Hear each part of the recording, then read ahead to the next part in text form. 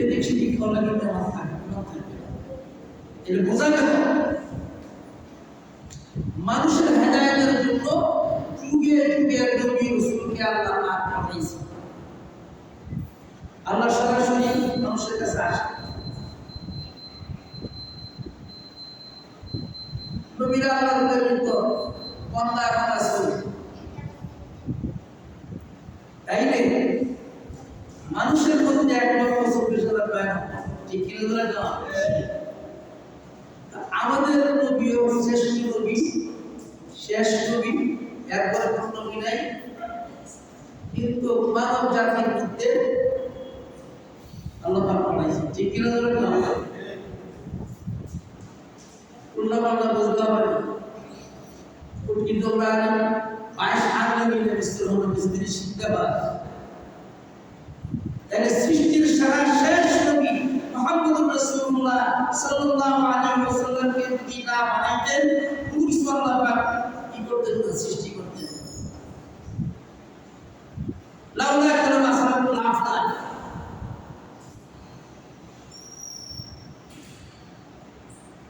এখন পৃথিবীতে আগমনের মাসটা হলো এই মাস, এটা নিয়ে একতলাপ আছে। কিন্তু পৃথিবীর থেকে যাওয়ার মাসটা এই মাস, এটা দেখবে একতলাপ।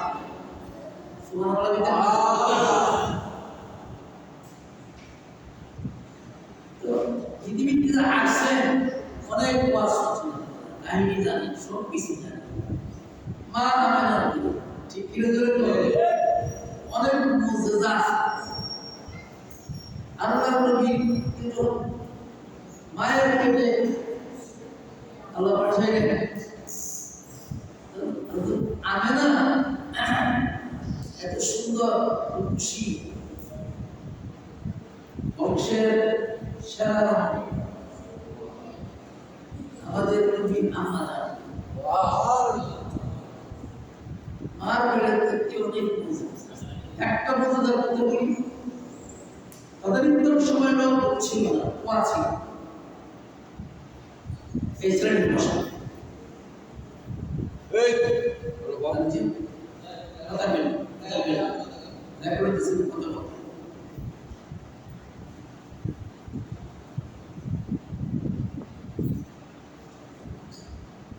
সেই কুয়াগুলি এখন আছে। পানি তো নাই, অনেক কিছু পানি। আল্লাহ নবী আমরা যখন কুয়ার করে যেতেন, পানি অপেক্ষিত করে দিয়ে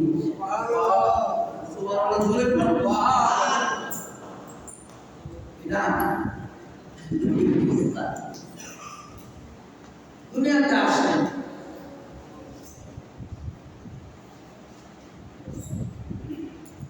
আল্লাহ রাব্বুল আলামিন বলেন, হে নবী, আপনাকে পৃথিবীতে পাঠাইলাম শ্রেষ্ঠ নবী, শেষ নবী হিসাবে। সমস্ত নবীর মুজিজা যত আপনি আপনার একা মুজিজা চিকাও বেশি। সুবহানাল্লাহ। কয় শেষ নবী এটা বোঝা গেল এই মাসে আসাটা এবং যাওয়া। আসলে নিয়ে আসতে নাম আছে, কিন্তু যাওয়ার বেলা নিয়ে আসতে নাম নাই। তারই রবিউল আওয়াল ধরে নিলাম, তারই রবিউল আওয়াল পৃথিবীতে আসলে আল্লাহ নবী তারই রবিউল আওয়াল মাস আসলে সাহাবীদেরকে ভক্তের ইবাদত করার জন্য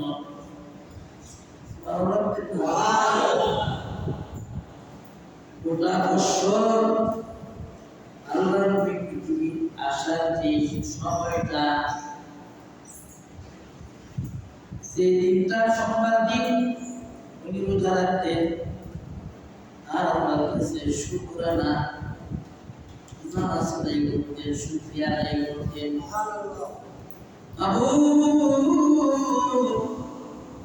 সৃষ্টির সারা বানাইয়া শেষ নবী শ্রেষ্ঠ নবী খাতামুল আম্বিয়া সাইয়্যিদুল মুরসালিন হিসেবে ঘোষণা দিলেন। এই জন্য সোমবার দিন রোজা রাখেন। আল্লাহ নবী বলেন এই মাসে যারা নাকি বেশি বেশি নেক আমল করবে আল্লাহ রাব্বুল আলামিন ওই ছোট ছোট নেক আমলগুলি পাহাড়ের সমান বাড়াইয়া তার আমল নামার মধ্যে দেওয়া হবে।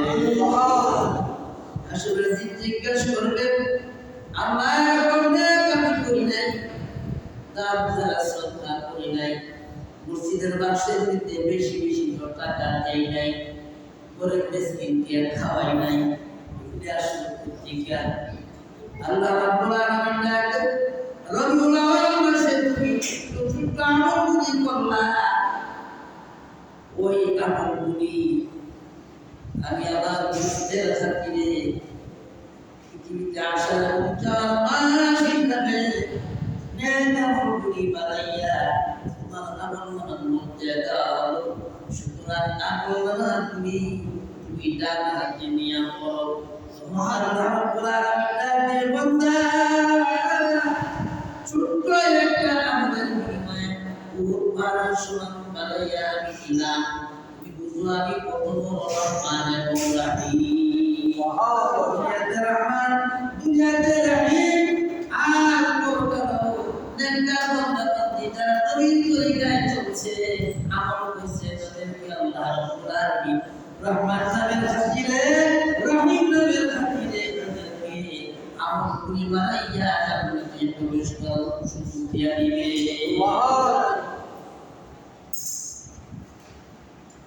তাইলে আমি যে আয়াতটা বলছি, আয়াতটা কি? মা কানা মুহাম্মাদুন আলা আহাদিন মিন রিজালিকুম ওয়ালাকিন রাসূলুল্লাহ ওয়া খাতামান নাবিয়্যিন। মুহাম্মদ কোন সন্তানের বাপ না, সন্তান মারা গেছে, কোন পুরুষের বাপ না, শৈশবী মার সন্তান বিদায় কেন এই প্রসঙ্গে সূরা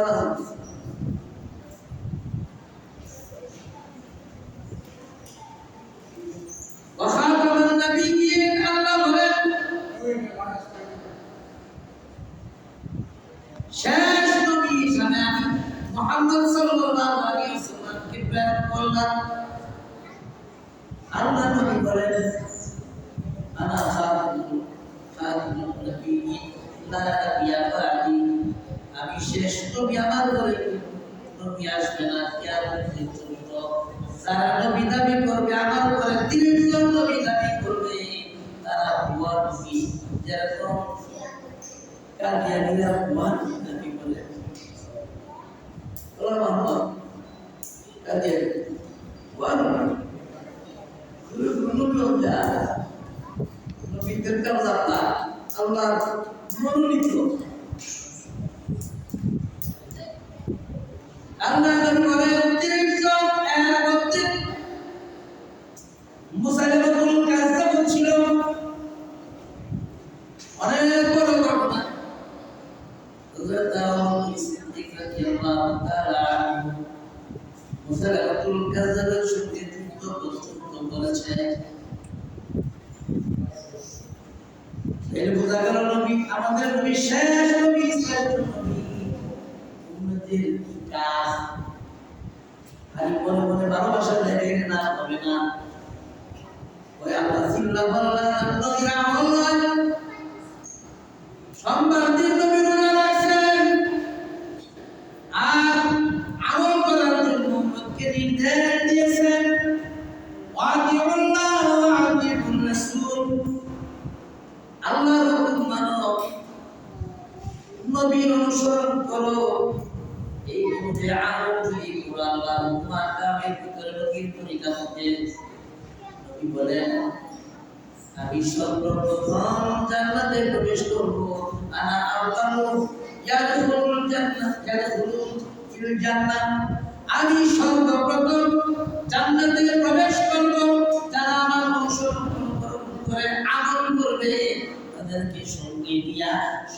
প্রথম আমি জান্নাতে প্রবেশ করব।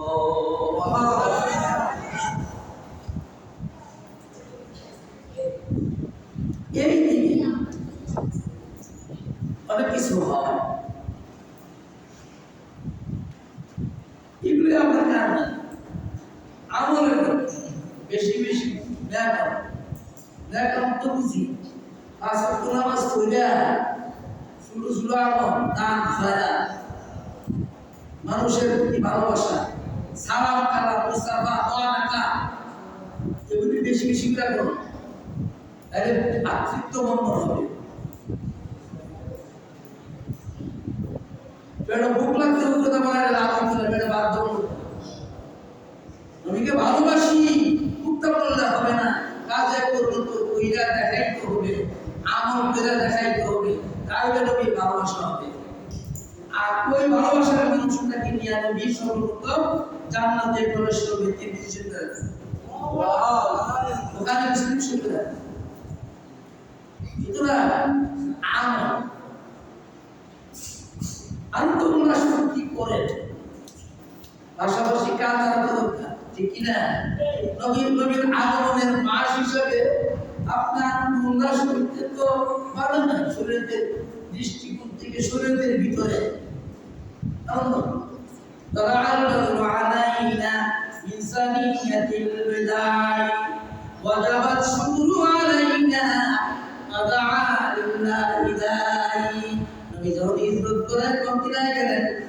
বাচ্চারা নবীর সাথে আপনার গজল গাইলেন, নাম গাইলেন, তারাল বদরু আলাইনা বিসানিয়াতিল বিদা ওয়াজাবাত শুকরু আলাইনা মাদাআল লাইলা করে। কিন্তু নবী যা বলছেন তা আমল করার না হলো অনুসরণ করণ মহাব্বত ভালোবাসা। দিকে হাঁটেন, নবী যেই কাজ করে নাই আপনি যদি এই কাজ করেন, নবী যেই কাজ করার জন্য নির্দেশ দেন নাই আপনি এই কাজ করলেন, কিন্তু আপনি অতিরিক্ত কাজ করলেন। ইসলামের মধ্যে অতিরিক্ত করার কোনো সুযোগ নাই।